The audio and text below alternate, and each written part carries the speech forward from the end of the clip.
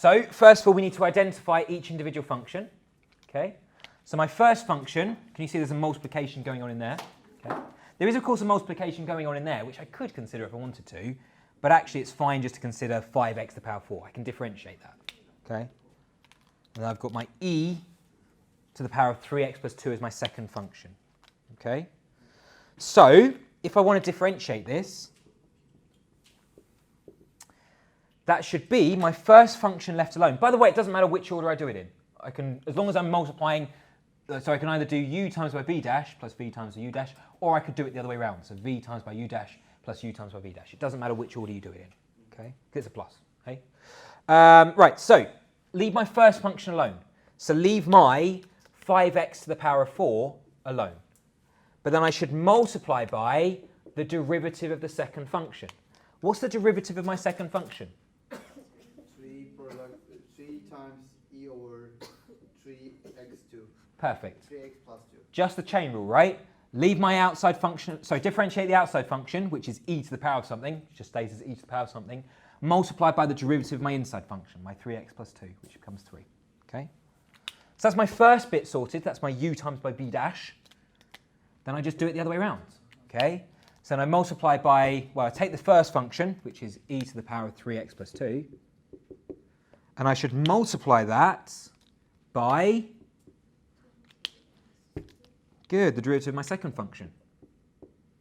Okay? Then I just look, can I simplify? So you can leave it like that if you want. That's fine. Yeah, that will still get all your marks, unless it says simplify. But because I'm a polite mathematician, I like to tidy it up if I can. Okay? So I guess there's a 15 going on there. So I guess I could pull out a 5. I can pull out an x to the power of 3. And I can pull out an e to the power of 3x plus 2. That's all in common. And inside the brackets, I'm left with 3x plus 4.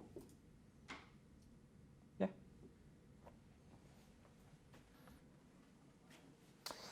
Okay, so let's have a look at question 4, part 4. I hate last question. Good. Remember, it looks nasty, but it's not nasty, it's just long. Right? It just takes time. You need to keep your wits about you to make sure you don't make mistakes, right? Do we have something like this in the exam? Yeah.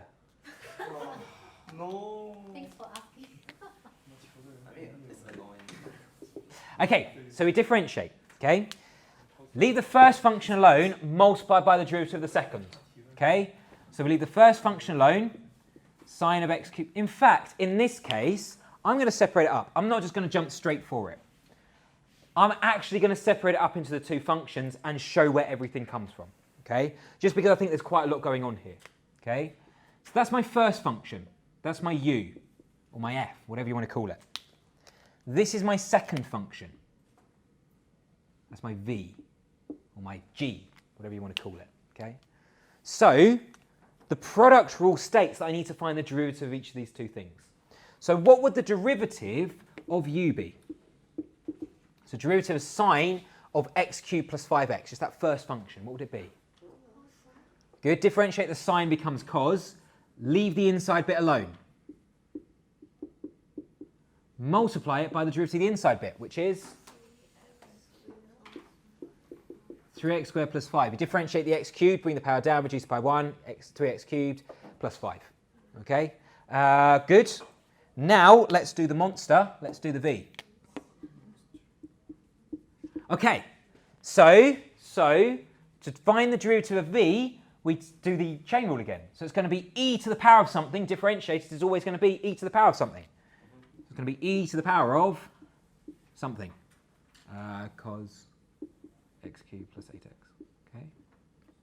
Multiply that, I'm going to write it as a multiplication on the next line. Okay. Multiply that by the derivative of the inside thing. So what's the derivative of x squared cos of x cubed plus 8x? Yeah, it's going to be another product rule, isn't it? Okay. So the derivative of that bit, leave the first function alone, multiply by the derivative of the second. What's the derivative of cos? Sine. Negative sine. Leave the inside bit alone. Negative sine, sorry. Yeah. Multiplied by the derivative of the inside bit. What's that going to be? 3x power of 2. Yeah, plus 8. Yeah? Good. Plus, got to do it the other way around. Leave this function alone. Cos of x cubed plus 8x multiplied by the derivative of the first function, which is 2x. Good. Okay. We done? No, Not yet. So we're happy with v dash. We're happy we differentiated v successfully. Now we just got to piece it all together. Just got to piece it all together. So I would recommend you doing this in the exam. I think that is perfectly fine. Okay. So here we go. Right. The derivative. First function, leave it alone. Okay. So the first function left alone is going to be sine of x cubed plus 5x. Multiply it, you cold? Oh, I'm fine. Good. Multiplied by the derivative of the second function, which we just found out is this. So it's going to be e to the power of x squared cos of x cubed plus 8x multiplied by, well, I'm just going to flip these two things around so now I start off on a positive. You happy? So I'm going to write this bit first. So 2x cos of x cubed plus 8x minus this bit. Minus x squared sine of x cubed plus 8x 3x squared plus 8. Crikey. Okay. Yeah.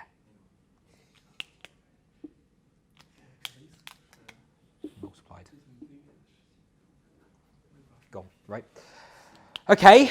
Plus the other way round. Leave the first function alone, which is going to be e to the power of x squared cos of x cubed plus 8x times by the derivative of the first function, which is nice and easy, or easier. It's going to be that thing.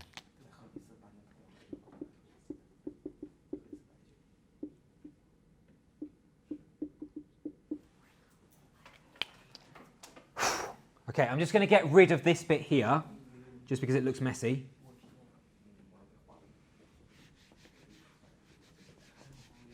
I'm just going to rewrite that, just so it looks a little bit tidier.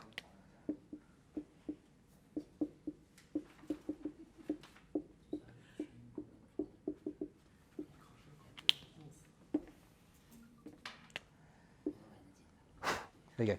I mean, if an exam like this, copy mistake will be when you copy from like to next step, then you copy it wrongly.